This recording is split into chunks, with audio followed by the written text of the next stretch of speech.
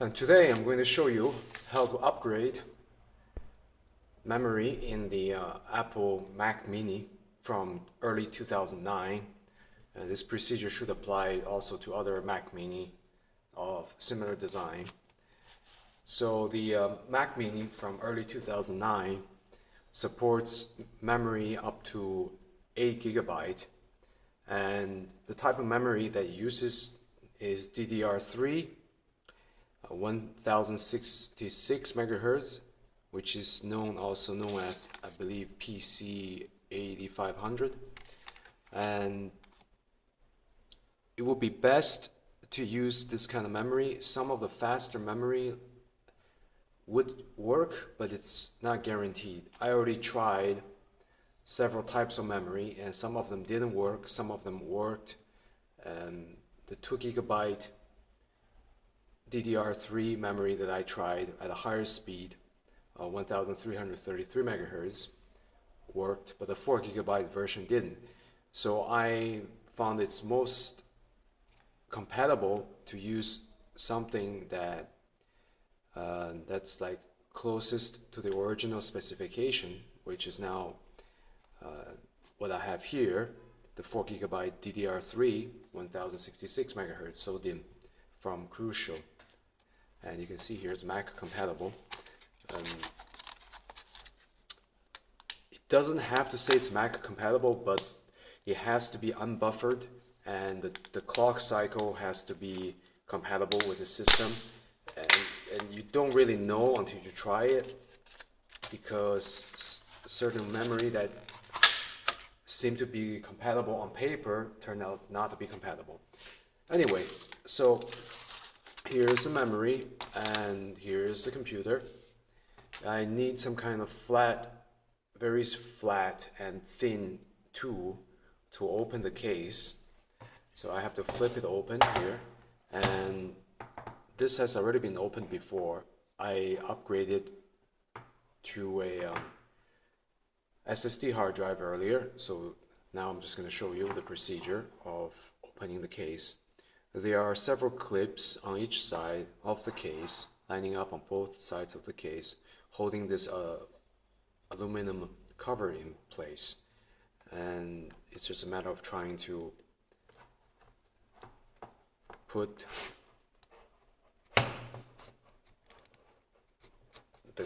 this flat tool inside and kind of pry open at the right spot.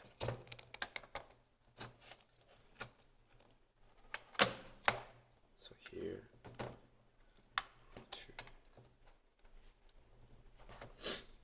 alright, this side is a bit open. So now let's try the other side. There's very little space between the frame and plastic, so that's why you need a tool that's thin like this to help pry it open. Okay, there we go. Let's do it on this side a little bit more.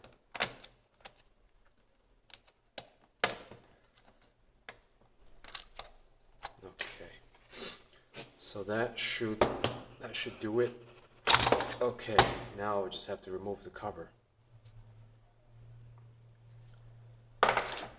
And so here is the internal of the computer exposed. And you need a small Phillips head screwdriver to remove the screws. But first I need to remove this antenna here.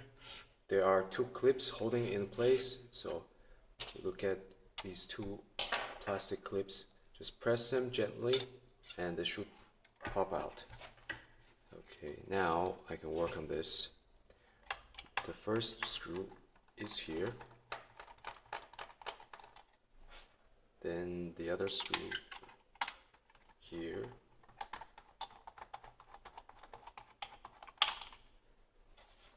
and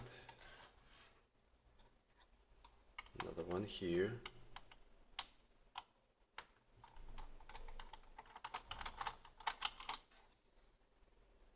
finally, the fourth one right here.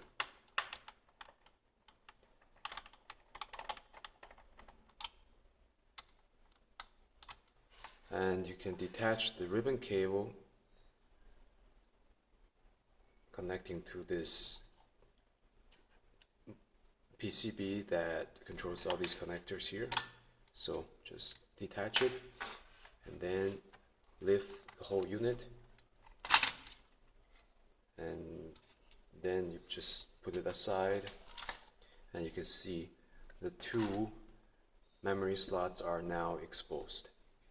And when I first got this computer, I think it came with this single module crucial memory, or maybe it came with 2 GB SODIMMs. I don't remember, but here is the second slot, and I'm going to take the memory that I just purchased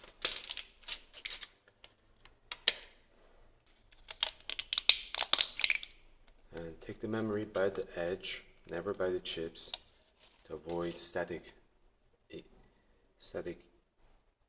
electricity damage. So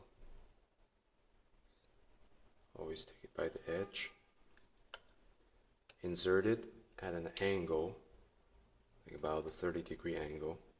Make sure it's firm, apply pressure evenly, and then gently press it in place and make sure it's latched in place here.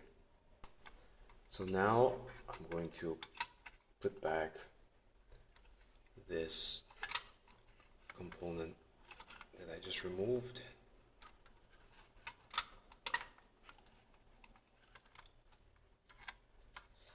Let's see from the other side, make sure everything is in place.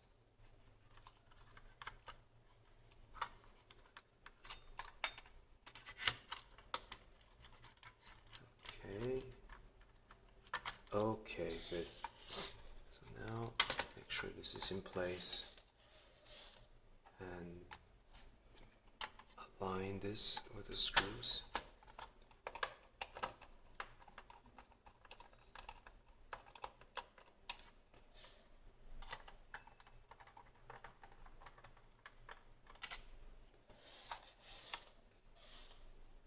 And as I said earlier, I already upgraded this computer to an SSD hard drive, which, well, not as reliable as the magnetic disk for long-term storage, is a lot faster.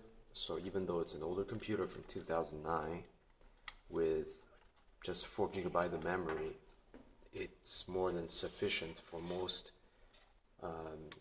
applications that the average user will need. And if you're a power user like me, who does a lot of software development, it's still sufficient. And with 8 GB of memory running a 64-bit operating system, that should keep the computer running for several more years without maxing out its capability. Okay, so just make sure you get all the antennas back in place, and don't forget to reattach this little ribbon connector here, because otherwise you won't be able to get any connectivities from the back. Okay, so make sure it's firmly in place, and just put a cover on and then test it, see if that works. Okay, there he goes. Looks like the computer accepted a new memory without problem. And here you can see it in the Windows 7 computer property page. There are 8 GB of memory now, and being a 64-bit operating system, I should be able to take advantage of the new expanded memory when the applications support it. So that's it.